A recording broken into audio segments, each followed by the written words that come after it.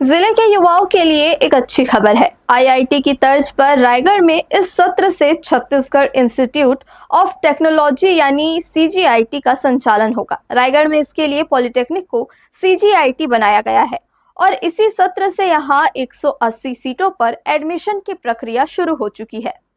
जगदलपुर, कबीरधाम और जशपुर के साथ रायगढ़ में इसी सत्र से सीजीआईटी शुरू होगा। सीजीआईटी में डिग्री और डिप्लोमा इंजीनियरिंग दोनों की पढ़ाई होगी, जहां robotics, artificial intelligence, computer science जैसे ब्रांच में एडमिशन दिए जाएंगे।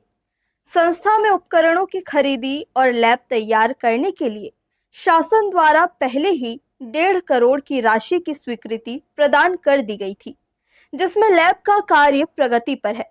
फिलहाल रायगढ़ में सीजीआईटी के लिए पॉलिटेक्निक के पुराने बिल्डिंग को ही अपग्रेड किया जाएगा।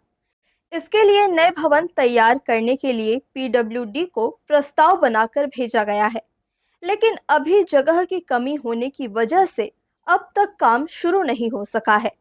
इसलिए नई बिल्डिंग बनने तक सीजीआईटी का संचालन पॉलिटेक्निक की बिल्डिंग में किया जाएगा। फिलहाल यहाँ 180 सीटों पर एडमिशन की मंजूरी दी गई है, जिसमें civil, mechanical, electrical, computer science, electronics और दूरसंचार और धातु कर्म शामिल है। इसके लिए प्रवेश की प्रक्रिया प्रारंभ कर दी गई है। तिरुमल गवर्नमेंट पॉलिटेक्निक रायगढ़ को छत्तीसगढ़ इंस्टीट्यूट ऑफ टेक्नोलॉजी एक नया नाम दिया गया है और साथ ही छत्तीसगढ़ इंस्टीट्यूट ऑफ टेक्नोलॉजी में एआईसीटी नई दिल्ली एवं छत्तीसगढ़ स्वामी विवेकानंद टेक्निकल यूनिवर्सिटी भिलाई के द्वारा डिप्लोमा के साथ ही बीटेक की कोर्सेज प्रारंभ करने की अनुमति मिली है।